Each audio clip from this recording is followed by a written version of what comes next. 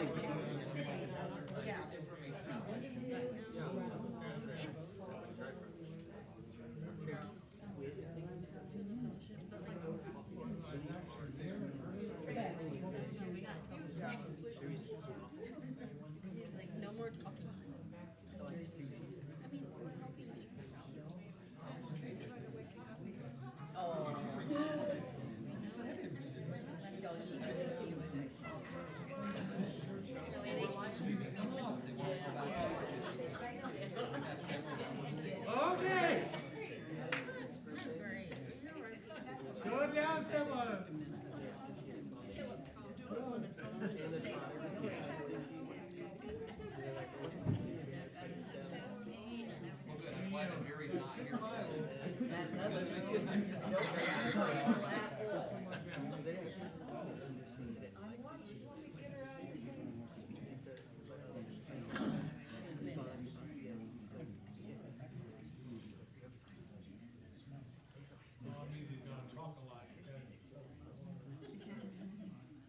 You know me so well.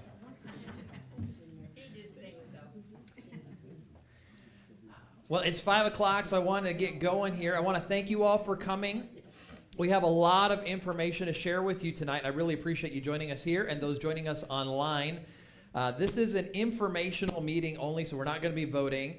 And I'm going to be sharing updates of what we've been looking at, where we're heading. We're going to do our best to answer your questions. If you're joining us online, you can feel free to drop questions to the chat, in the online chat, or you can text Wes.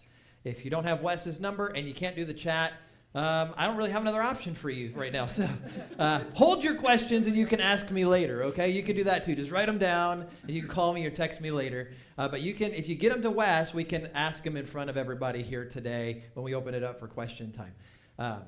So I want to just begin with a word of prayer and then we'll launch in, okay? So Jesus, thank you for bringing us together tonight. And thank you that you always have a future and a hope ahead of us. So I pray that as we look together at where we think you're leading us, that you would just give us open hearts to always follow you, and that you would help us to discuss and to give us wisdom and lead us in the right direction forward. We ask this, Jesus, in your name. Amen. So I want to begin with an update on our mission partnership with our Creative Access area.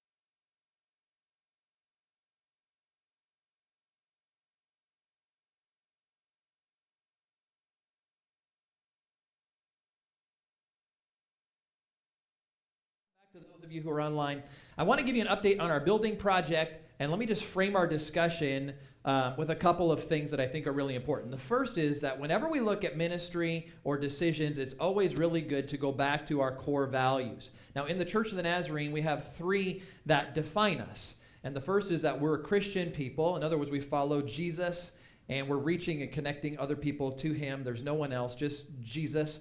And we are a holiness people. We embrace holy love for God with all of our hearts, mind, soul, and strength. We believe in the transforming power of Jesus and his Holy Spirit, and that God is truly shaping our lives to become more like Jesus in true holiness and righteousness. And we are a missional people, embracing Jesus' call to love others as we love ourselves. And so this is why we're serving and giving of ourselves and helping others, and not just in our corner of the world, but all around the world. Okay, so this is our core values for our denomination.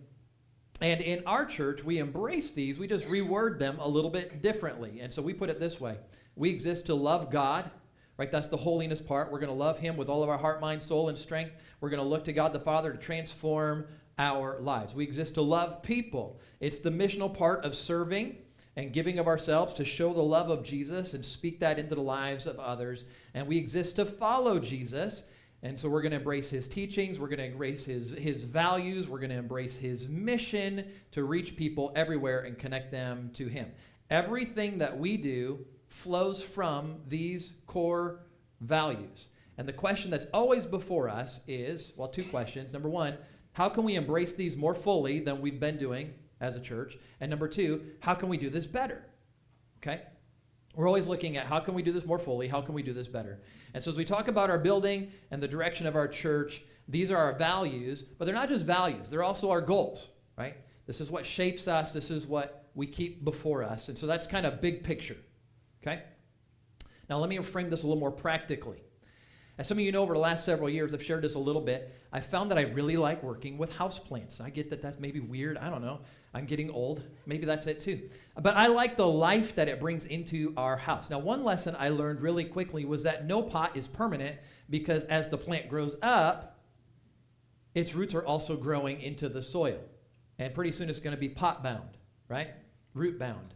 Eventually it reaches this point where it's outgrown the pot. Now, for a while, you can keep that alive if you do some extra watering, throw in a little extra plant food, but in the end, the only solution to keep that plant alive is a bigger pot. Some of you know what I'm talking about. Now, this is what I've learned, and I've learned it the hard way, because I'm not a very good plant person. I'm just learning this stuff. Okay, if you wait for the plant to outgrow the pot, you've waited too long. Amen. Because there's a good chance it's going to die when you try to move it. The best time to move it into a larger pot is before it gets too big for the pot that it's already in. Okay, now hold on to this image, because the same is true in the life of a congregation. One of the main questions I get asked by a lot of people is, why are we trying to enlarge our space when we haven't filled it to capacity yet? And the answer is, if you wait until the pot is too full, you've waited too long. 3 weeks ago, we had a full church service. The weather was nice. There was like this bubble where most of us got over being sick. It was wonderful. Happened to also be the day that we held our elections, which was a great benefit for us, right? So we had people come in, church service felt full. I had so many comments about how packed it was. I heard guesses from several different people. Pastor, we must have had 80 people. Someone else said, we must have had 90 people. I heard someone say, we must have had 100 people in that service today. Actually, we had 72. 2 of them were guests that don't normally attend, Scott and Cindy. Great to have them with us again. And we were missing 15 of our regular people. Even though we have 136 chairs in this room, people who were late to church that day were standing around in back and trying to go back and forth to try to figure out where they were going to sit down, because the church felt full. That's a good feeling. Jason Carter went outside, because I've been saying this for years. Hey, our parking lot is almost out of room. So he went outside and took pictures. He came back in, he said, hey, you're really right. Out of the 46 spaces that we have, we've used 41 of them. We've got 3 people parked in the grass, and we've got 2 people parked at the dentist. I guess the grass was more snow that day, but you get my drift. We're hitting the edge of our pot, and we've done this repeatedly throughout the years. So this is why we're trying to move forward so that we can keep growing, okay? That just kind of brings us into why we're doing what we're doing.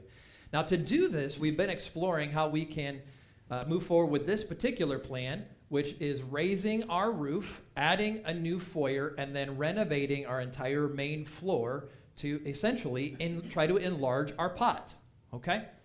Now, initially, we were told that this entire project would be about $600,000. We asked that of our architect right up front. We told him, hey, okay, we can do that. This could be a good budget for us. I think we can aim for this. We said, hey, could we break that down? Is there a way to do this in phases to make it easier for us? He said, absolutely, we can do this. So this is what we brought to you about a year and a half ago, and we voted to move forward with this. Now, last May, we finally got building plans, and we were excited until the architect told us, oh, by the way, the price of the project, it's somewhere between $750,000 and $1.2 million. So hearing that, we kind of paused the entire process for a couple of reasons. The first was because that was shock to us. The second was because we thought it would be really wise before we file these plans with the state and try to jump in and move forward to get an actual cost, not something that was, well, it's somewhere within this $500,000 span. Okay, that no one makes a wise decision when it's that big of a gap, right? So, beginning last May, we started reaching out to different contractors in our area to see who would help us get an actual price with today's labor market and supply costs. And finally, in January of 2026, I know it took a while, but we finally got 3 contractors to reply to us. And when we compared their bids, they were all right in line with each other. So our projected costs actually would jump to something more like this. For the roof, not $200, but $275. For the new foyer, not $200, but more like $550 to $600,000. For the renovation, not $200, but more like $225 or $250. For a total cost of somewhere between $990,000 to $1.2 million. Right? It's a little bit smaller of a window than what we were looking at before. So we're just ballparking it at $1 million. Does that make sense? Okay. So that was the bad news.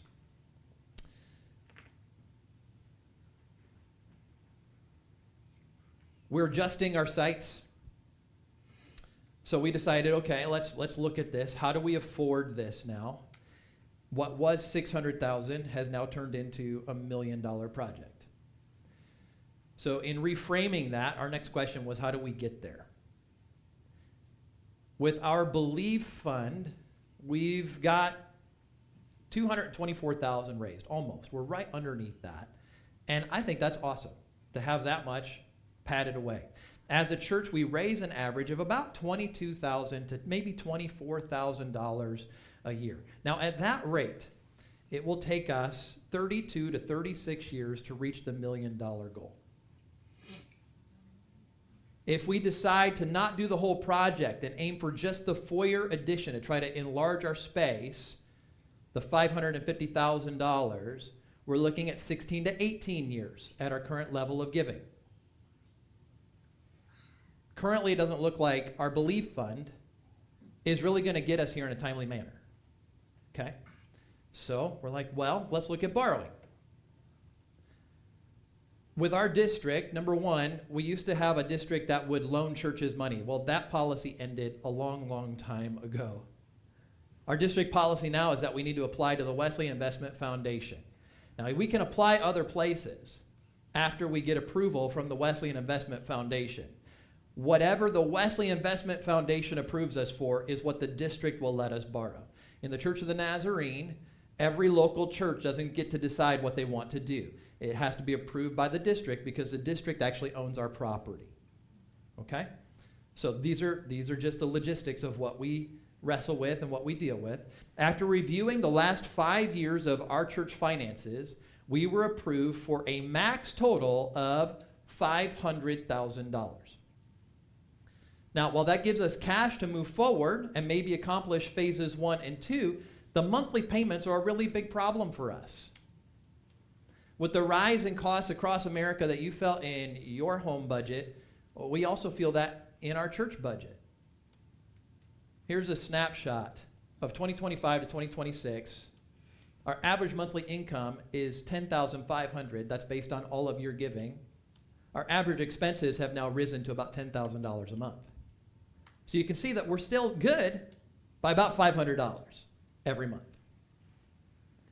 That's what our gap has shrunk to because of the rise of expenses. To take on a loan like this would severely impact our ministries, our missional giving, and my salary. Those are the things that we can adjust, as opposed to allocations or utilities that we can't adjust. Taking on a loan of half this value would also severely impact us because we can't afford it when our margin is $500 a month, right? It's just math. So about a year ago, I offered the idea of what if we sold some of the land in the back? So we've kicked that around a little bit. We didn't know how much it was worth, but an appraisal from last month tells us that we can expect about $24,000 per acre. That means that if we sold all 3 acres in back to get the most money, we're looking at 72.5 in max value, okay? So maybe we could finish phase 1 if we sold an acre or 2 and we could raise the roof. But this doesn't give us anywhere near what we need for the $1 million project to be completed. And that's what we're aiming for. Not just part of this. We got to get all of this. So here's a recap of what we're facing as we try to build new with this particular plan now that we know what it's going to look like. The total projected cost, $1 million, not $600,000 like we thought. There's options to finish the foyer and the roof if we borrow. If we aim for $500,000, that means losing funding for small group curriculum, no support to send kids to camp. We're not supporting our kids that are going to college, no youth group funding, no kids ministries, no community outreach.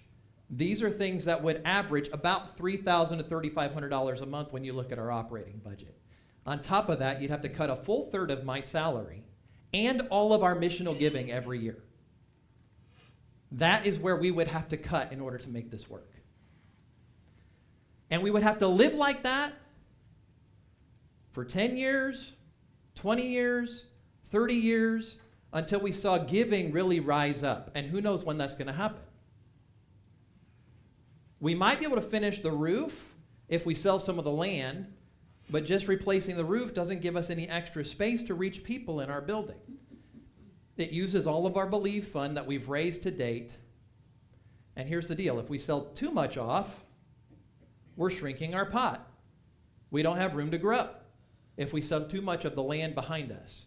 So, at our current rate of giving, it's going to take us decades if we're going off of the giving to really build to grow. So seeing all of this, I don't know about you, but that was really discouraging to us. And that board meeting was not a fun board meeting. All of us walked away and we're like, ugh, right? One verse the Lord was bringing to my mind throughout January and into February was this. It's from the Apostle Paul. We see his writings. It's not from him. It's in the book of Acts, but it's about him. So when Paul and his friends, they came to the border of Mysia, they tried to enter Bithynia, but the Spirit of Jesus would not allow them to. So they passed by Mysia and went down to Troas. To me, I read this, and it was encouraging to me that Paul, this hero of the faith that we would all look up to, had a moment in his life where he hit a wall and a closed door. And he had to be steered by God to go in a different direction. So I began to pray about that, asking God, okay, is there a way forward with this, or are you steering us to go in a different direction? For the last 27 years that we've been here, we have only tried moving in one direction, over and over and over again. We've gone through 3 building campaigns trying to build new. We've actually started 6 building campaigns, but we only brought 3 of them to you. At every turn, the actual cost is way more than what we're initially led to believe. Now, I was not here when we moved out here, but in talking to all of you who were, and Kevin Steerett, I've been told repeatedly that this building was to be temporary while we built on the land out back. We've even got the McKnight plans that show it. But this temporary place has turned into more of a permanent pot because what we keep finding is that it costs too much to build new. And we're at a point where the pot, this building, is limiting our ability to grow, reach our fullest potential for Jesus. And so what if God is wanting us to explore some other options? We've done this limitedly with some different options that have just come to us that we weren't investigating on our own, like a metal warehouse we looked at a few years ago just up the road. We thought maybe we could get something really cheap at an auction that we could remodel to fit our needs. There was a church that reached out to us initially wanting us to buy their building, and then in the end changed their mind and said, no, we're going to go in a different direction. Okay. But what if we explored a couple of these options intentionally, like renting a space or buying a new space? We haven't really explored those, so why not see what would happen if we go down those roads? Over the last 2 months, we've been doing some beginning work in some of this. So we know that there are at least 3 options available to us as far as renting a space. The Honeywell Center is willing to give us the same deal they gave to New Journey years ago, which is $100 a week that we would pay to use Legacy Hall, their gym. They set up all the chairs for us, and they'd give us 2 rooms downstairs that we could use for classroom space, nursery, children's care, whatever we would want to do, and we would get 3 to 4 hours on a Sunday morning. Okay, the downside is that we're not sure if we were to lock in on something like that, what we do with our midweek, with our children and our teens that meet on Wednesday. We reached out to one of the local churches, and they're willing to let us use their church. Now, we would have to work out an actual agreement with them. The rent is unknown. We'd have to figure that out. But there's definitely a way, if we were to lock in with a church partnership, that we could do a midweek ministry there. We've also looked into some of the local schools. And we were looking initially, about a year ago, we reached out to them because we thought we were going to have to leave this place when they ripped the roof off, and we were looking for a place to go mobile just for a couple of weeks, maybe 2 months. And they were open to us. They're still open, but we would have to work out a detail what that contract would be. But what's encouraging to me is we already have 3 options available to us if we chose right now, hey, we think we need to go mobile. We need to rent a spot. There are 3 places we could look at and go, and all 3 offer us way more space than what our building currently gives us. Much more growth potential. And the district leadership, they're absolutely great with us going mobile, moving to rent a location, knowing that that's a temporary option for us. But that temporary option might be 2 to 5 years. We don't know, right? But they're like, hey, if it gets you growing, go ahead and do it. When it comes to buying an existing building, we've got some specific goals that we want to aim for. So we need a minimum of 10,000 square feet. That's the amount of space that would give us maybe a 200-ish seat sanctuary. We would have a foyer, bathrooms, kitchen, office space, a few classroom spaces. You can fit all of that usually in about 10,000 square feet. We're also looking for adequate parking, right? We don't want to have a big building and only 15 spots out front. That was one of the problems we had in looking at one of the buildings here in town. We thought the parking lot belonged to them. Well, no, the parking lot actually belonged to somebody else. They had 10 spots along the side of their building. So the building was great, no parking. We want something that's handicap accessible because that's been a major struggle that we've battled for 27 years. Not everyone can go down to the basement. We want good visibility. We don't want somewhere that's hidden. You got to take like 5 different turns in order to get there, and you get lost on the way. We've reached out to a local realtor. We've let them know that these are our goals. Now, here's the thing. There's no upfront charge for a realtor to work for us. They make money if we buy something, right? And so far, we've explored a couple of buildings, and we're open to looking at more. But one of the things that we've learned in just the last couple of months is that it's more cost efficient for us to buy an existing building with the space we want than it is to build brand new. So with the rise of price of labor and materials in 2020, here's kind of a summary of what we've learned just over the last, 7 years. $1 million today buys us an 1,800 square foot foyer and a remodel of this area, and we raised the roof. The other plan we were looking at in 2019 was a sanctuary. If you remember that, we were going to try to build a sanctuary. Well, that is now 1.2 million instead of the 500,000. So 1 million buys a 3,120 square foot sanctuary, but no remodel. The downside to that particular sanctuary, number one, was we had all sorts of code violations. That's why we couldn't move forward with those blueprint plans. The other massive issue was every contractor said to us, there is no way we can safely tie this to your existing building because of the roof line that you have. It's going to create massive snow loads that's going to create problems for you every year for years to come. But here's what we learned in the last 2 months. 1 million buys in Wabash 15,000 to 16,000 square feet of existing space. It's over double our current space. It allows us to step into so much more than what we could look at before. 5 times what we can build, and it gives us money to remodel because we can negotiate the price, but most of all, it gives us greater growth potential. Okay, so again, we're looking at $1 million.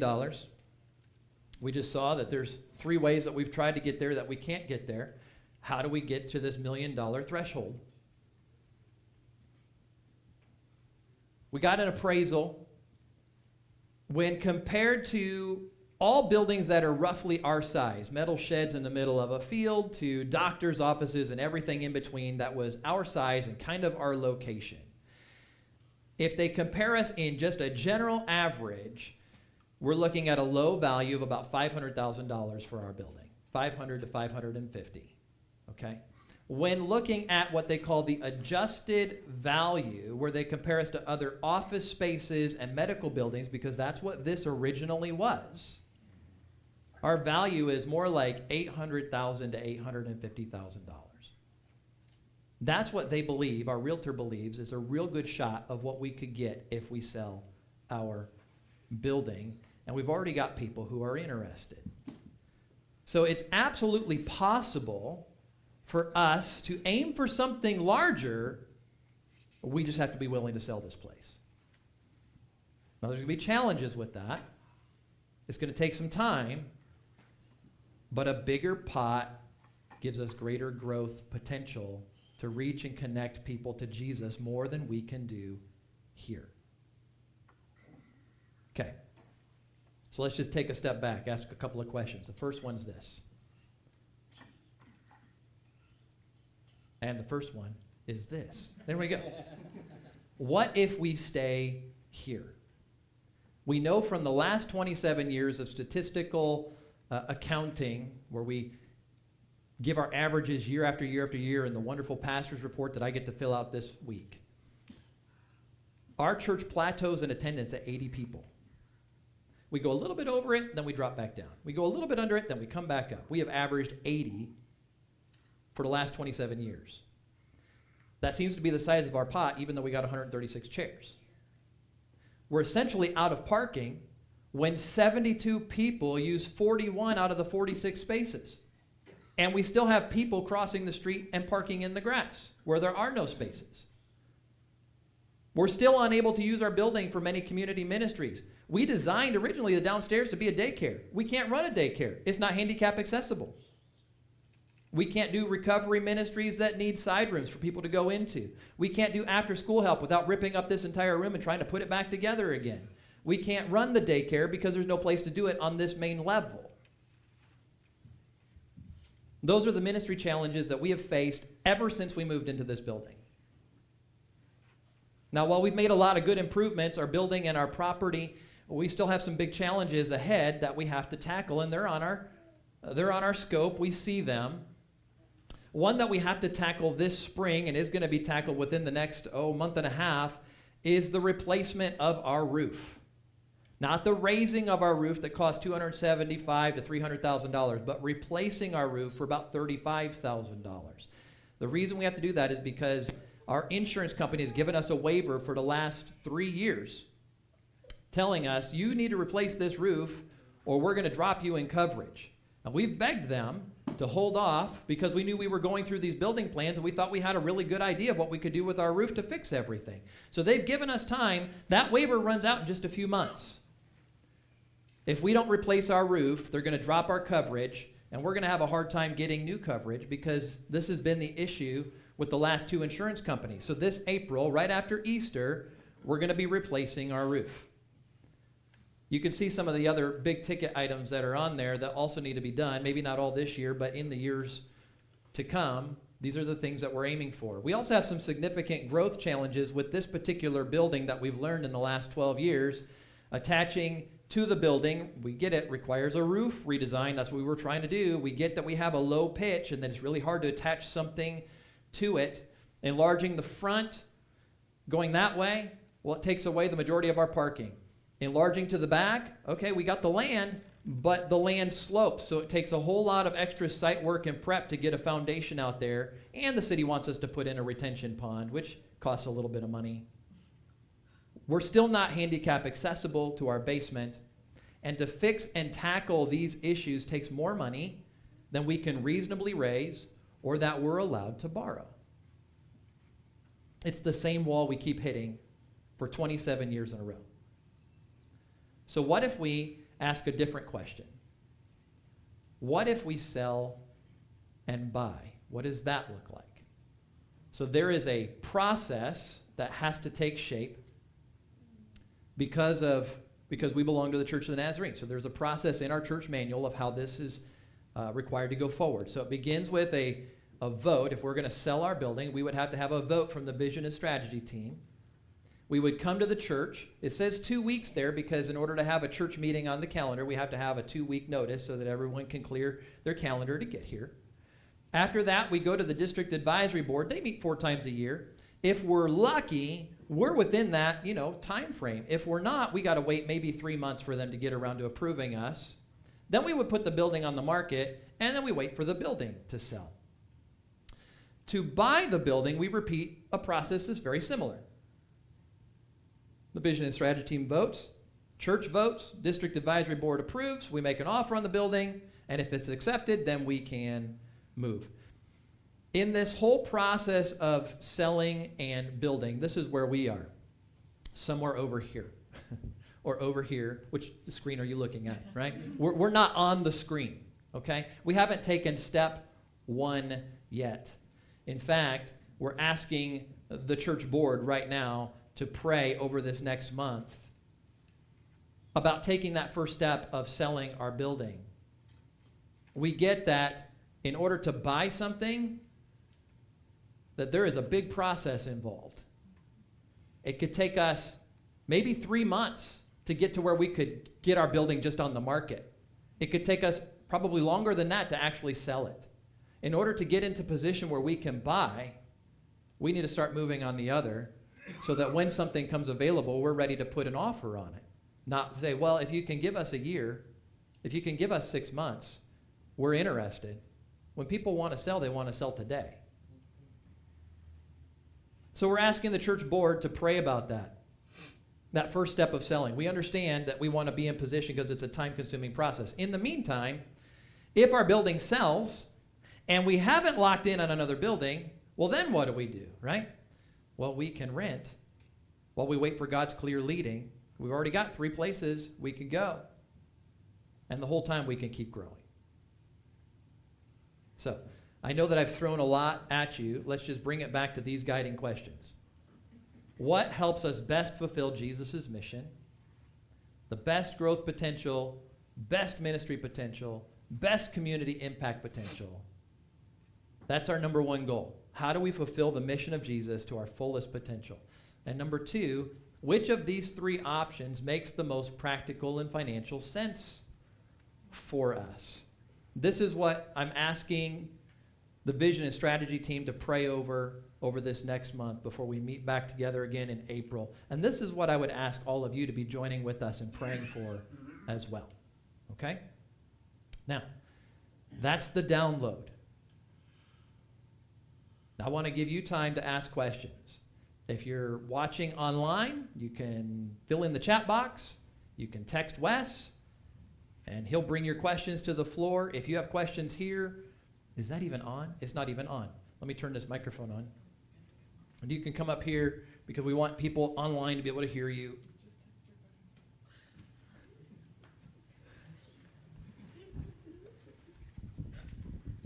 All right.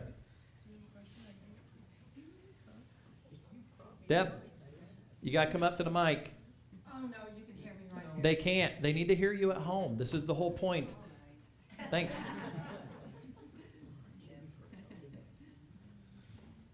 I can't talk from that end. No, it doesn't work that well. Okay.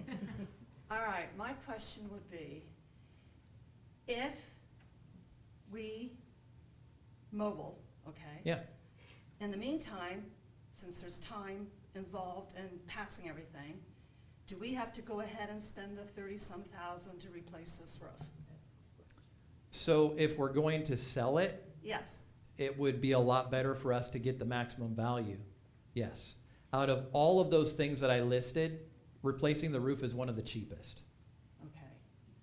I have one other comment. Sure. To me, it's laid out what you've got to do, and to me, it would be to sell the building. And now that's the way I would look at it, because I'm a financial person. To me, it only makes sense. If not, you're limiting yourself. It boils down to this. Either you're an individual that you want to sit on your hands, on your duff, on your seat, or you want to get up and you want to go and grow. And to me, I hope and I pray until the Lord calls me home that I'm the individual that is going to work, even if all I can do and get to the place age-wise is pray. Praise God. Yeah. We need to keep moving. Otherwise, we're just spinning our wheels. And I know the words to that song really well. So, that's all we'd be doing is spinning our wheels. That's all. Thank you, Deb.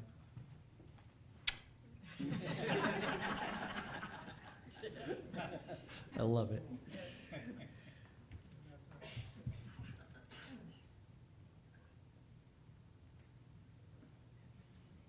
Any other questions? Emily? My question is just, if we go the route of selling, and we're in the midst where we're renting, where we're looking to buy, have we looked into, or is it just the plan of, I guess, I'm assuming we're not gonna just be rid of all of our things. Have we looked into how that works functionally, cost-wise, to store them? Yeah. Or are we just intending to start over? So that's a good question. We haven't investigated all of that yet.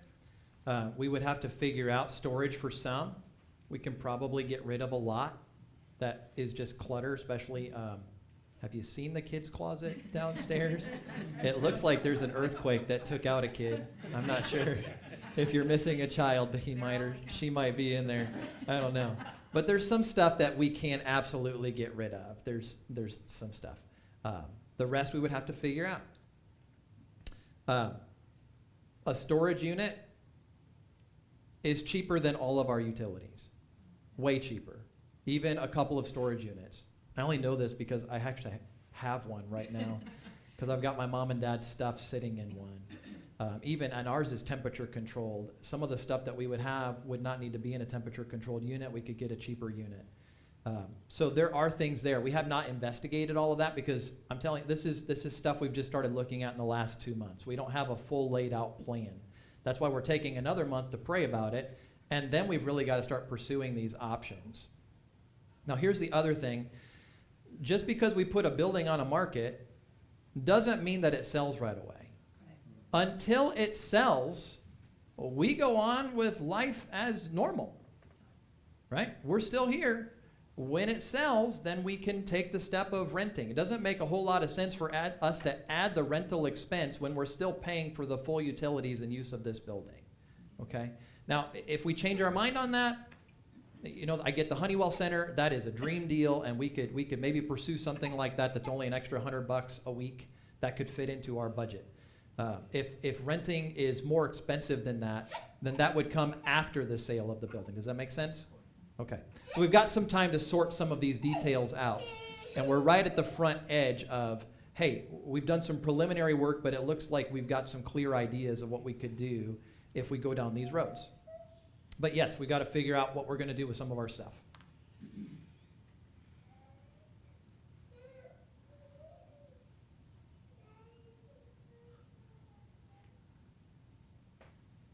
Did he want to share his thoughts as he was? Yeah, he was heartbroken Yeah. over everything. Any other questions or thoughts? These are good. Helps us think our way through. How much is the roof replacement? The 35,000 for the roof replacement. Yep. Next question. That was a freebie. The next one has to be at the microphone. Well, I texted Wes. Man, that's so funny. Sitting in the room texting Wes so that he gets to go to the mic. I love it. I love it. Wes, you better just get up front, man. I think you're going to have everybody doing that now.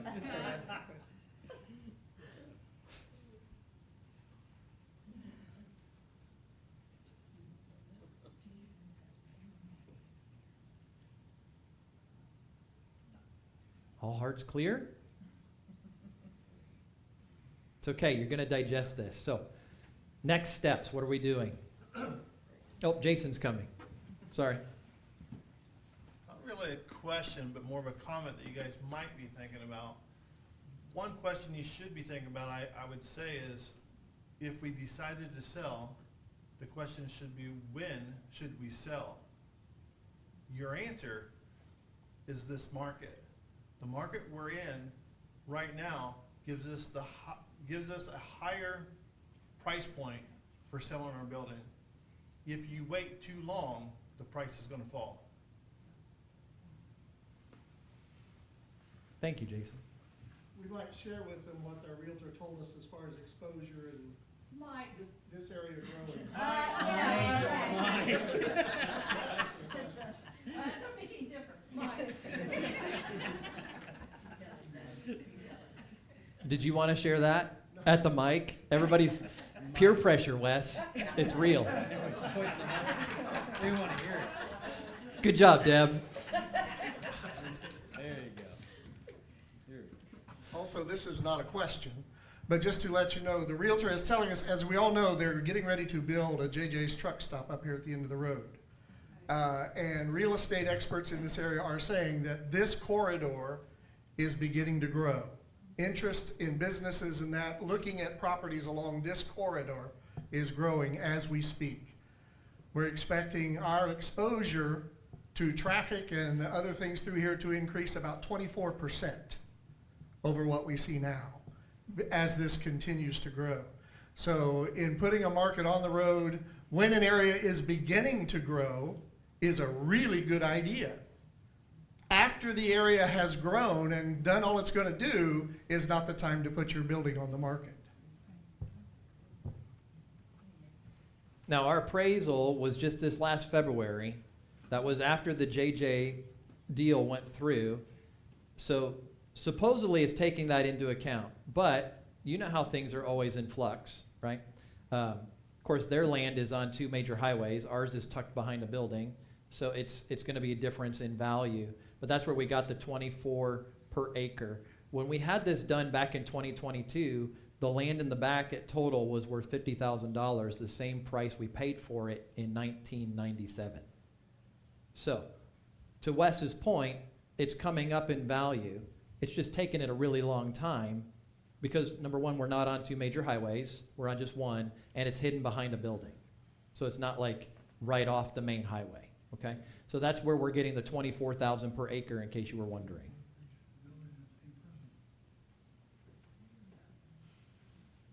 And it may be more than that. It could be that that 24 is the baseline and we're going up from there. Could be. Don't know.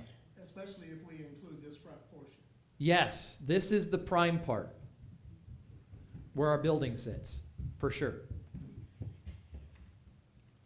Sell both of them to the same person, see, and then you get the.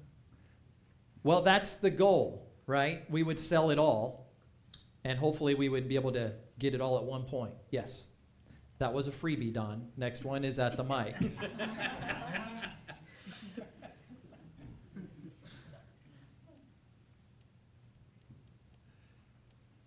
I take the mic around to people that don't feel like getting? Sure. Or Dan can. Well, here's the other question is, if we go mobile, and I'm only asking this for everybody else, what's the guarantee that you stay if we don't have a new building, That I stay? that you stay on board? So, Are you selling your house? no. Well, maybe, but only to buy something else in Wabash. I've got a hill that is killing my back every winter because I fall every winter trying to shovel the snow on that hill. And so to answer that question, Carol, are we looking at moving? The answer is maybe and probably, because I don't know how to get a flat driveway where I'm at. And we just want a place that's not going to kill me as we get older. And I'm only getting older. I don't get any younger. Okay, so the second question, to your point about am I going to stay here? So I had a talk with our new district superintendent. And he said, I am fully fine with your church going mobile. I think it would be great if you could buy something new and get bigger than where you're at right now, because I get that building new is just crazy expensive. They're doing a lot of things on the district, and they're running into the same headache of the labor and the market prices being so high. He said, is the Lord calling you away? And I said, no. And I said, this is my promise. If I lead them into this, I'm going to call it a mess, because it's going to be kind of messy, right? When you don't have a home and you're kind of renting a space, it's a little messy. If I lead them into this mess, I am staying all the way through until we get to our new place. We can't go mobile, and then I go, and then we have no pastor, no church, no parsonage, and what does that do to all of us? I could never live with myself. The whole church would disband, right? What pastor is going to come when they're like, oh, we don't have a parsonage for you, and we have no building?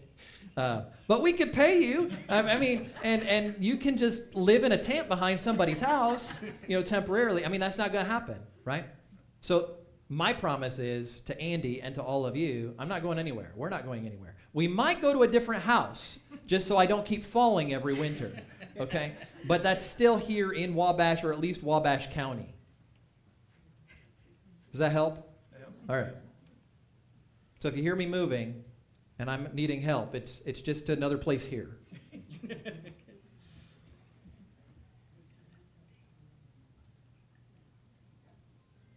Jason's willing to take the microphone now that we've sufficiently, I guess, shamed everybody. So if you want to talk in the mic and you don't want to get up in front, that's fine. Jason will take it to you. I got another comment. You just said that to make him walk. Hey, he volunteered. It's all good. Be quiet, Don. I just have one concern, because I've been through this before in a church. Sure. Years ago. You're apt to lose some of the congregation, so you're going to have your thoughts planned out of how to motivate. Sorry, but I'm just speaking honestly. Sure. Of how to motivate and of keeping everyone together, of getting them to come instead of trailing off or staying at home. Yeah. Sure. I get it. Every major move that a church makes, you never make everybody happy. I get that. But hopefully, one of the things that I would have you pray for, not just you, Deb, but everybody, is the unity of the Spirit, and that we would keep moving in peace and love towards one another, so that even if we don't agree on something, the one thing we have in common is Jesus, and the one thing we know is we're dedicated to this family and reaching people here for Jesus. Wherever we land, that never changes. It's just a building. It's just a space. Our core values remain the same. So yeah, I agree with you. We have to stay on mission together.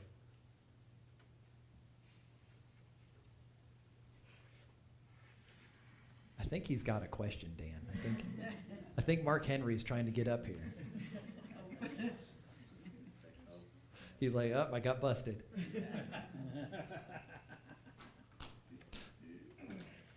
All right. Next steps. We've got a board meeting coming up in April after Easter. In that board meeting, we're going to be looking at taking a vote on moving forward to sell. Okay, that's step one in that process. It doesn't mean we're selling. It means that now can come to the church, and the church gets to decide what we're going to do. But there's a gateway process, and that's the church board. So we're praying about that, and we're going to take that vote in our next meeting. The second step would then be having another church meeting. So we're probably going to have one in April. And we'll announce that as soon as we get that on the calendar. There's a few other things like Easter that's happening in April. So we're trying to get through some of those logistics, and then we'll get that next church meeting on the calendar. We'll probably follow that up with a ballot. So it'd be another, we would call it a church meeting, but it would just be a voting on like a Sunday morning, okay? So this gives you time, because I know I'm dumping a lot on you. I want you to have a month to process. There's going to be time for questions to come. Some of those questions are things maybe we haven't thought about. We need to think about. And you can help us out with that. Some of those might be concerns that we need to hear from you, okay? So in our next meeting, we'll have another info meeting after the church has voted, or after the vision and strategy team has voted. We'll have an info church meeting. Then we'll have a ballot for you to actually vote. Does that make sense? Those are going to be the next things, probably taking shape in April or maybe even into May, depending on the timing, okay? Now, as we make our way to Easter, this is what I would ask you to do. I would ask you to fast and pray with us. This is a big deal. I think we're at the threshold of some really exciting times, but we absolutely want to make sure as a church family we're all listening to Jesus, okay? So I'm asking you to set aside time to fast and pray. I'll let you decide what to fast, but this is what I'm asking you to pray for, and you can pray for other things too. But in particular, I don't want us to pray over, is it this building or is this other building? I don't care about the building. We're going to look at those options, but that's not the primary deal right now.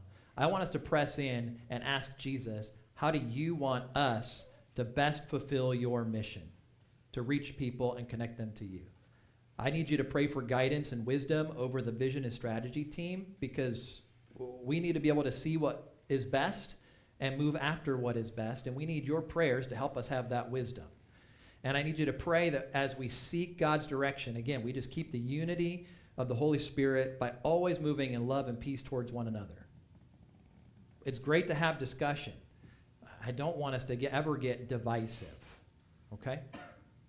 So if you can pray with me on those things, how do we best fulfill the vision? Wisdom for the vision and strategy team. How do we keep the unity of the Spirit? Help us keep the unity of the Spirit through the bond of peace, moving in love. That would be awesome. Between now and Easter, just set aside time to fast and pray with us. So let me pray with you. And then, again, if you have questions that come up and you're like, man, I wish I would have asked that, it's okay. Send it to me. Call me. Wait till the next church meeting. Ask your question there. Whatever you want to do, okay? But we want to hear from you. And I get that in the moment you're like, man, I can't think of anything right now, but you might think of something later. It's okay. Let me know. Well, let me pray with you now. So, Father God, I thank you for bringing us to this moment. I thank you that you always have growth ahead of us. Everything you created, you designed to grow to reach its fullest capacity. And you tell us, Jesus, that you are going to grow your church. Help us to never be satisfied with plateauing anywhere, but to always be reaching for more, because you're always reaching for more. We get that there's 10,000 people in our backyard in Wabash County alone who say they have no relationship with you and no church family.